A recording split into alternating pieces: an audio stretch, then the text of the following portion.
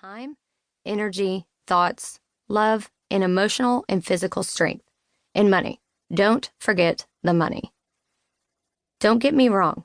These are all great to give ourselves to, but I'm ready for us to give from a place of abundance, where we can do more than just give. We can give in a celebratory way because we've already received more than would ever be enough. This perspective will shape what our daily grind looks and feels like because we'll finally recognize what it means to be whole and holy in the day-to-day.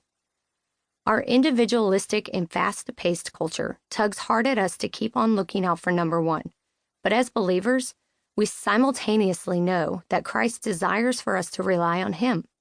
His timeless spiritual disciplines, such as fasting, prayer, and prioritizing time for Him, are obvious yet extremely underused strategies for getting more out of this life He has blessed us with. So we are going to go back to the basics with some of them in order to bring back space for more of Christ in our modern times. In our modern journey through these pages, we'll chat about the mental games we often play and how to recognize and strategize a game plan for the times our minds and Satan try to win us over. This journey will also help reveal hidden truths about relationships and expectations we hold. Truths that will set us free from chains we didn't even know were binding us. We're even taking the extra steps to learn how to make our hopes, dreams, and passions a part of our reality. All of this together will empower each of us to start living our already whole and holy life in Christ, because it's there already, just waiting, and it's more than we can even begin to imagine. I can't wait for us to start believing God for more in this crazy busy work, home, married, or single mom life we've got going on. And I can't wait for all of us, all the moms of our generation, to stop believing the lie that more is needed from us and start living the truth that more is available for us. When I first sat down to write this to you, I got the overwhelming feeling that Jesus wanted us to know that this, the ride and awakening process throughout this book, is going to be fun.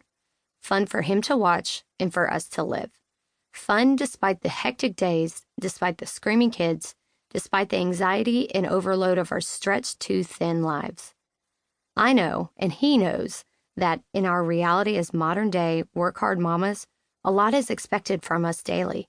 We're moms after all. We basically run the world. But we can still have fun despite all of this. I'm always down to have fun, so I say let's do this together. Much love, Kristin. Whole and Holy Mom, Part 1. Chapter 1, The Whole Enchilada. And God saw everything that He had made, and behold, it was very good. Genesis chapter 1, verse 31.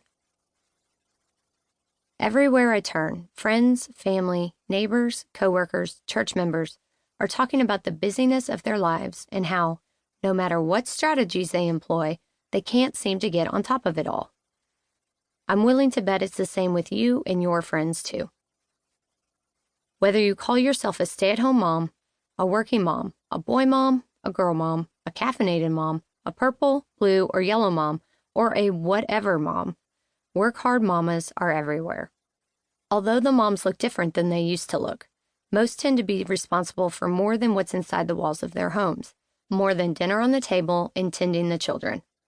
A 2016 study showed that 69% of mothers with children under age 18 were in the labor force, representing over a third, 34.2%, of working women. So stand with two other mom friends of yours, and the odds are that one or two of you are what most call working moms. Can I be frank with you? The term working mom confuses me. Because what mother isn't working? It seems ridiculously redundant. Though for the sake of our conversation here, we'll consider anyone with children and obligations beyond her home and family, paid or not, to be a working mom, or better yet, a work-hard mama. So do you work full or part-time for a large company or yourself and have full or shared responsibility for children in your home? Do you stay at home with your children during the day? Do you work from a home office or in a cubicle? Do you get a regular paycheck or volunteer your time for zero monetary payment? Do you work hard to keep your family safe, fed, and healthy?